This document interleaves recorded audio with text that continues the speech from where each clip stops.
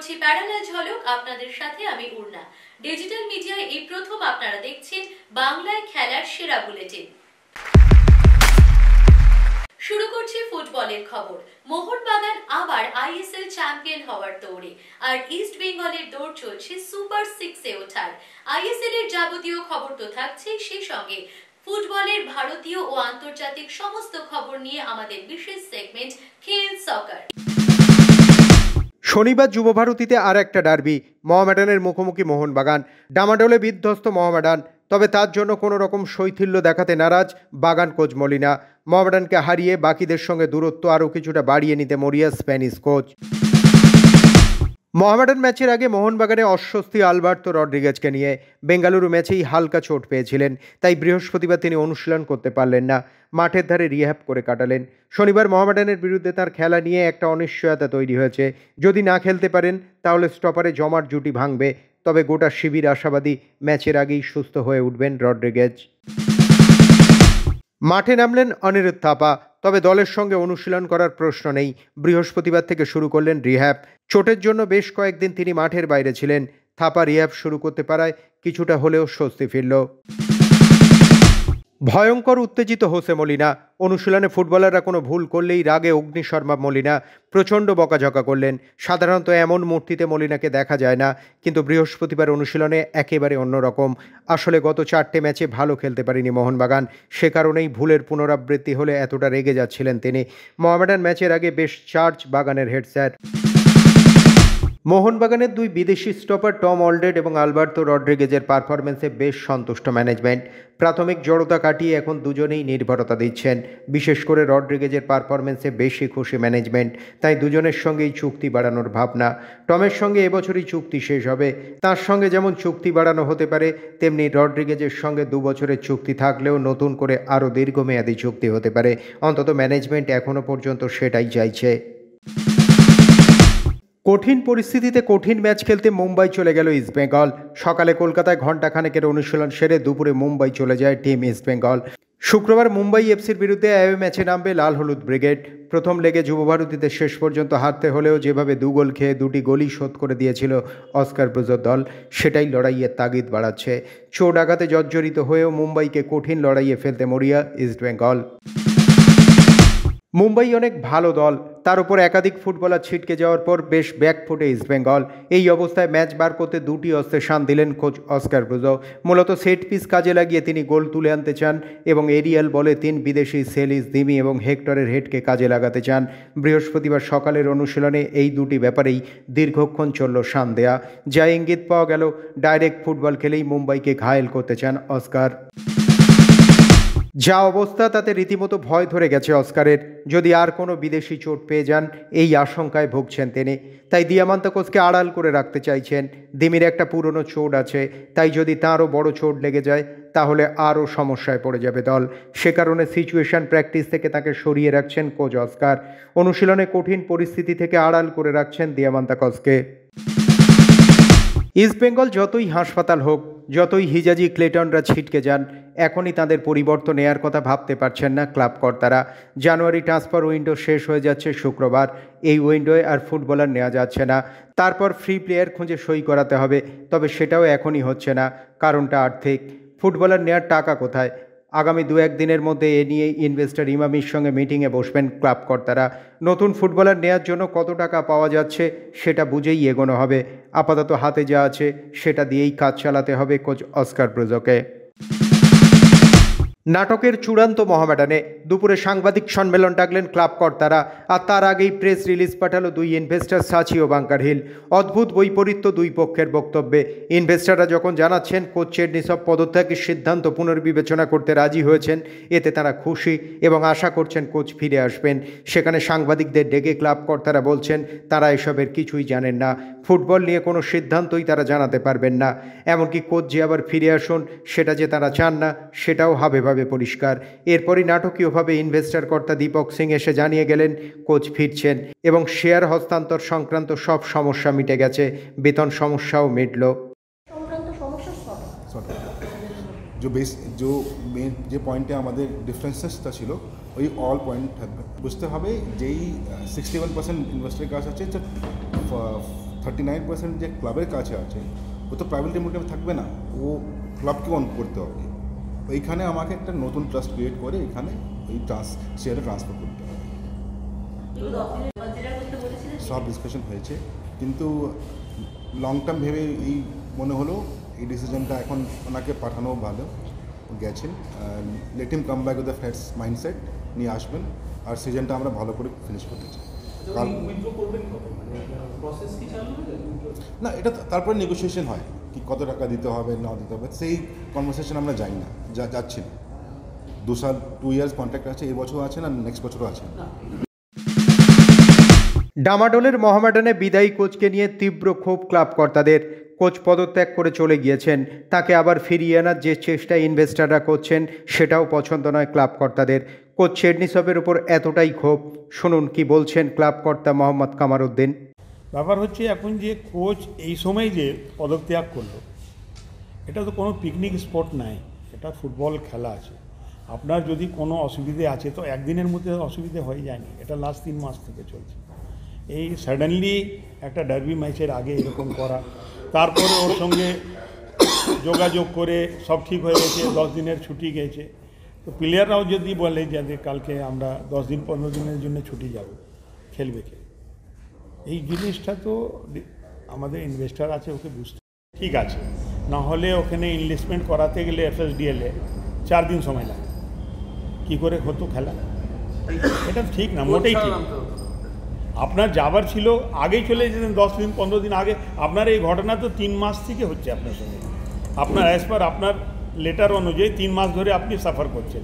তো 15 দিন আগে বলে দিলে হতো যে এরকম ব্যাপার আছে, তাহলে আমরা দেখতাম যে কীভাবে ওনাকে মানানো যাবে, কীভাবে ঠিক করা যাবে। এরকম পরিস্থিতি কোচ সবসময়, সুভাষ দাস সময় প্রত্যেক সপ্তাহে সকালবেলা বলতো যে আমি রিজাইন করে দেবো, আবার গিয়ে ওটা ঠিক করতে। আচ্ছা, আরেকটা জিনিস, মানুষের টাইম টু টাইম ডিসিশন হয়তো চেঞ্জ হতে পারে। আমি কি বলতে চাইছি যে আজকে তার সাথে আলোচনা হয়েছে, কত হয়েছে, 3টে ম্যাচের পর কি ফল হবে, 4টে ম্যাচের পর কি ফল হবে, হ্যাঁ সেটা পরে দেখা যাবে। এবার প্রবলেমটা শর্ট আউট হয়ে গেছে, উনি রাজি আছেন রিকনসিডার করার জন্যে, এবার হয়তো উনি যদি থাকতে চান খুবই ভালো, যদি না থাকতে চান ওয়েলকাম, কোনো অসুবিধা নেই। আমরা আগেও বলেছি, এখন যেটা আমাদের কোচ যেটা আছে সেই কোচ কন্টিনিউ করবে, মিরাজ বাদু, ও তো প্রো লাইসেন্স করবে। আর ওর আসার পরও এমনি না যে রেজাল্ট খারাপ হয়েছে, ও আসার পরও যেটা দেখা যাচ্ছে যে টিম ঘুরে দাঁড়িয়েছে। একদিকে সমস্যা মেটে তো অন্যদিকে সমস্যা তৈরি হয় মোহামেডানে। অন্তর্কলহ কোন জায়গায় গিয়েছে সেটা বোঝা গেল বৃহস্পতিবার সন্ধ্যায়। ইনভেস্টর কর্তা দীপক সিং ঘোষণা করলেন এবার থেকে ফুটবল সংক্রান্ত ব্যাপারে 4 জন কথা বলতে পারবেন।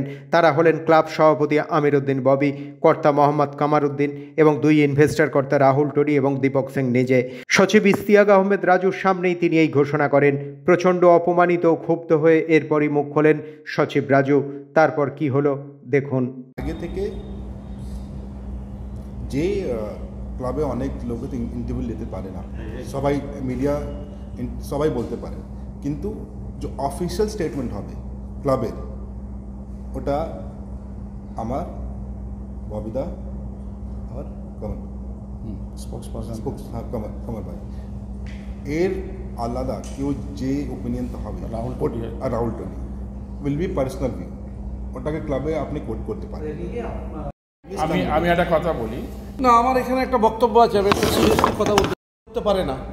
আমি হলাম ক্লাবের সচিব, আমার এখানে 100% অ্যাজ পার কনস্টিটিউশন আমার রাইট আছে আমার বলার, কিন্তু এখানে না, এখানে এইভাবে উনি বক্তব্য দিতে পারেন না, এখানে বাইট দিতে পারেন না, কিংবা এখানে প্রেসে বলতে পারে না। আমার রাইট আছে, আমি অ্যাজ পার কনস্টিটিউশন আমি বলতে পারি। কোনো ক্লাব পৃথিবীতে কোনো ক্লাব সচিবকে বাদ দিয়ে কোনো ক্লাব স্টেটমেন্ট দেয় না। এখানে অদ্ভুত জিনিস উনি আজকে যেটা বললেন এটা ভুল বলেছেন, এটা ঠিক না। This is footballing matter. না, ফুটবলিং এনি ম্যাটার, ক্লাবের ম্যাটার নিয়ে ও না, no investor we are 39% share, আমরাও শেয়ার হোল্ড করছি না। আমি একটা কথা বলি, উনি এইভাবে বলতে পারে না, এটা এখন এইভাবে কথা। অনূর্ধ্ব-17 যুবলীগের ডার্বিতে মোহনবাগান হারালো মোহামেডানকে। ম্যাচের ফলাফল 2-1। মোহনবাগানের হয়ে গোল করেন হাউকিব এবং কিপগেন। 9 ম্যাচে 25 পয়েন্ট নিয়ে গ্রুপ শীর্ষে মোহনবাগান। ইতিহাদে ক্লাব ব্রুগার বিপক্ষে প্রথমার্ধে পিছিয়ে থেকেও শেষ পর্যন্ত 3-1 গোলে অবিশ্বাস্য প্রত্যাবর্তনের গল্প লিখল ম্যানচেস্টার সিটি। এই জয়ের ফলে চ্যাম্পিয়ন্স লিগে 22 নম্বরে থেকে প্লে অফ খেলে পরের পর্বে যাওয়ার সুযোগ ছিনিয়ে নিল পেপ গুয়ার্দিওলার দল।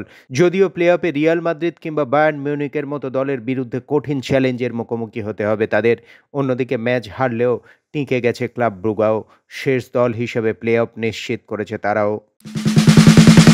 চ্যাম্পিয়ন্স লিগে আগেই শেষ 16 নিশ্চিত করেছিল লিভারপুল ও বার্সেলোনা। অপেক্ষা ছিল শেষ 16 এই দুই দলের সঙ্গে কোন 6 দল সরাসরি উত্তীর্ণ হয় সেটা দেখার। সেই তালিকায় অবশ্য খুব সামান্যই অদল বদল হয়েছে। টানা 6 ম্যাচ জয়ের পর লিগ পর্বের শেষ ম্যাচে পিএসভির কাছে 3-2 গোলে হেরেছে লিভারপুল। অন্যদিকে আতালান্তার সঙ্গে 2-2 ড্র করেছে বার্সেলোনা, যদিও এর ফলে নিজেদের অবস্থান বদলায়নি এই দুই দলের। অন্যদিকে লিগ পর্বের 7 ম্যাচ শেষে সেরা 8-এ ছিল এসি মিলান ও আতালান্তা, কিন্তু এদিন জয় না পেয়ে সেরা 8 থেকে ছিটকে গেছে তারা। তাদের পরিবর্তে সেরা 8-এ নিজেদের জায়গা পাকা করে ফেলেছে লিল ও অ্যাস্টন ভিলা। ফরাসি ক্লাব লিল ফেইনুর্ডকে 6-1 গোলে উড়িয়ে দিয়েছে, আর অ্যাস্টন ভিলা 4-2 গোলে হারিয়েছে সেল্টিককে। চ্যাম্পিয়ন্স লিগের রাজা নামে পরিচিত রিয়াল মাদ্রিদ এবারে সেরা 8-এ নিজেদের জায়গা করে নিতে পারেনি, বরং শেষ 16 লড়াইয়ে নেমেছিল তারা।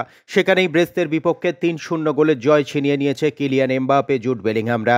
যদিও প্লে অফে কঠিন চ্যালেঞ্জের মুখোমুখি হতে হবে তাদের, কেননা সেখানে তাদের সম্ভাব্য প্রতিপক্ষ ম্যানচেস্টার সিটি অথবা সেল্টিক। ইতিমধ্যেই অস্ট্রেলিয়ার কাছে বর্ডার গাভাস্কার ট্রফি খুইয়ে এলো ভারত, আর সামনেই আসছে ইংল্যান্ডের বিরুদ্ধে সিরিজ। ভারতীয় দলের সমস্ত খবরের পাশাপাশি ক্রিকেটের যাবতীয় খবর নিয়ে আমাদের বিশেষ সেগমেন্ট লে ছক্কা।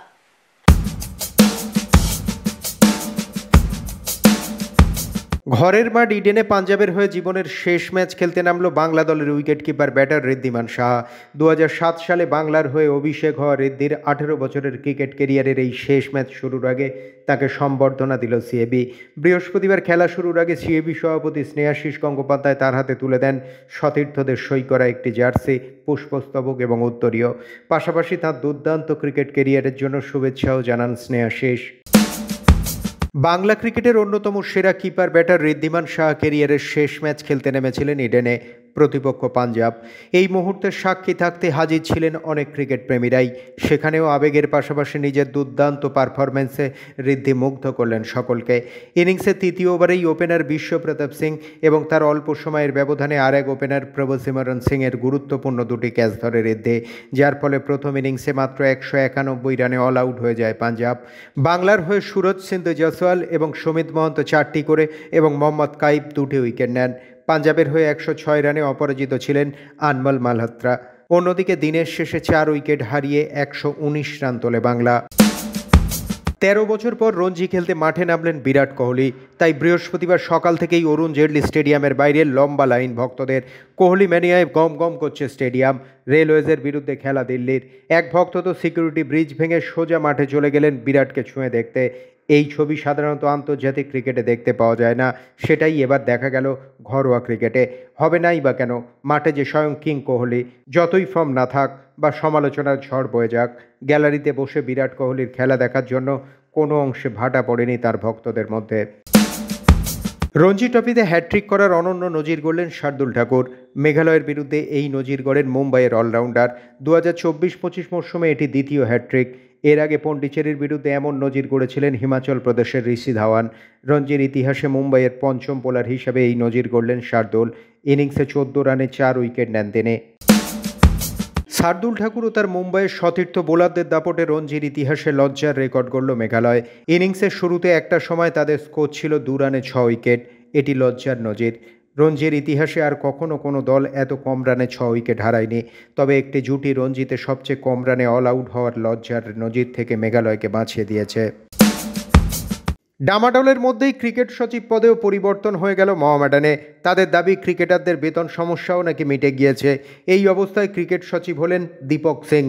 তো ইস্যুটা এখন যদি একটু বলেন। সেটা বলতে চাই, আমাদের ডিসকাশন হলো ভালো। আমার কন্ট্রাক্ট ওভার হয়ে গেছে লাস্ট ইয়ার ক্রিকেটে। একটা নিউ কন্ট্রাক্ট হচ্ছে and I am back as cricket secretary and একজন আমার সঙ্গে মিলে ক্রিকেট চালাবেন, হি উইল রিপ্রেজেন্ট সিএবি। সেটা আমার একটা একলা চালানো একটু মুশকিল হয়। আর নাসিম এতদিন থেকে একলা চালাচ্ছিল, একটা সাপোর্ট থাকবে, সাপোর্ট করে সব থেকে गया देखो cricket it is a team work 11 players के, ठीक है ना। कैप्टन हम लोग का अमीरुद्दीन बॉबी साहब है as the president. We are one team in CAB because Deepak bhai keeps traveling. I will be representing the club at CAB.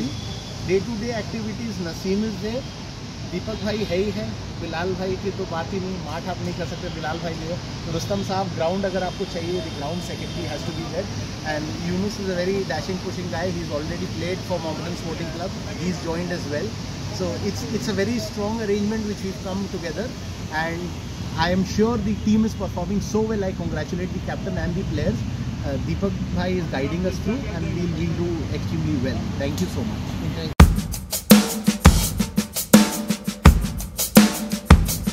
Cricket football ছাড়াও রয়েছে অন্যান্য খেলার যাবতীয় সব খবর, আর দাবা, হকি, ব্যাডমিন্টন থেকে শুরু করে সমস্ত খেলার খবর নিয়ে আমাদের বিশেষ সেগমেন্ট উইন প্লে।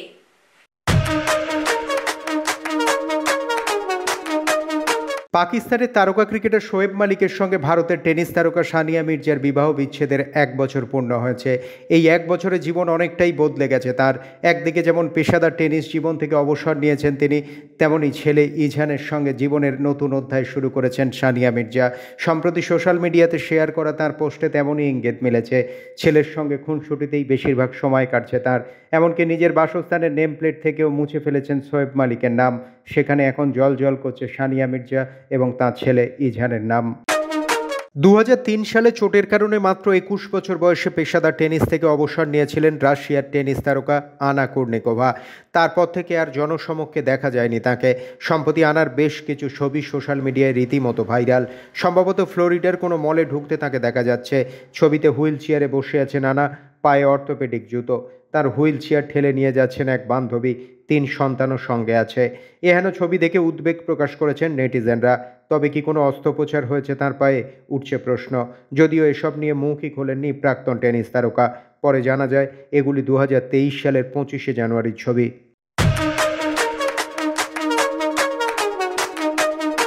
খেলার মাঠ থেকে বিভিন্ন সময় উঠে আসে বিভিন্ন রকমের মন্তব্য, আর সেই সমস্ত মন্তব্যের কোলাজ নিয়ে আমাদের সেগমেন্ট থ্রো ইন।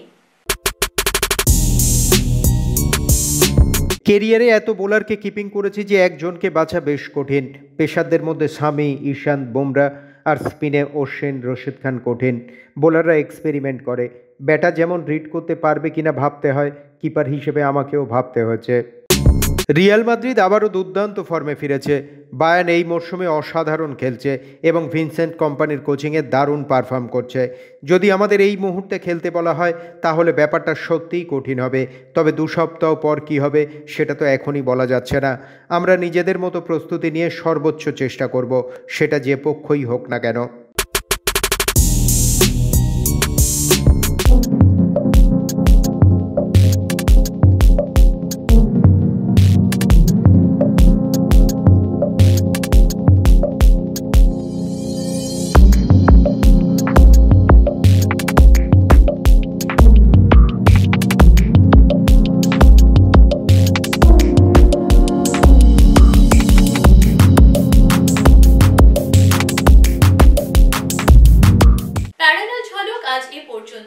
খেলার খবরের সেরা প্যাকেজ নিয়ে প্যারালাল ঝলক দেখতে থাকুন প্রতিদিন রাত 10টায়।